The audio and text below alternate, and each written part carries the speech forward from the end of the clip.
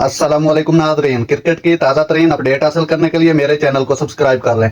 बाबर आजम ने test ranking में अपनी पोजीशन बेहतर कर ली। बाबर आजम टेस्ट रैंकिंग में बेहतरी करते हुए जो रूट नंबर 1 बल्लेबाज बन गए। रूट ने न्यूजीलैंड के केन विलियमसन को पीछे छोड़ते हुए एक साल कबल आखिरी मरतबा एक नंबर पर कब्जा जमाया था। इंग्लैंड के जो रूट ने वेस्ट इंडीज के खिलाफ शानदार सीरीज के बाद आईसीसी से मर्दों की टेस्ट प्लेयर रैंकिंग में टॉप रैंकिंग वाले बल्लेबाज के तौर पर दोबारा अपनी पोजीशन हासिल कर ली।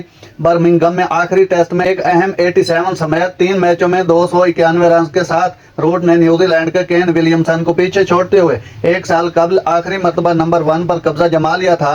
इस दौरान पाकिस्तान के बाबर आजम और न्यूजीलैंड के डैरल मिचेल अब 768 पॉइंट के साथ तीसरे नंबर पर हैं, जबकि ऑस्ट्रेलिया के स्टीव स्मिथ और भारत के रोहित शर्मा बिलतरतीब 5वें और 6ठे नंबर पर हैं। इंग्लैंड के हैरी ब्रोक कम असर वाली सीरीज की वजह से 4 दर्जे तंजली से 7वें नंबर पर चले गए। नाजरीन, ऐसी बर वक्त खबरें सुनने के लिए मेरे चैनल को सब्सक्राइब कर लें। अल्लाह हाफिज।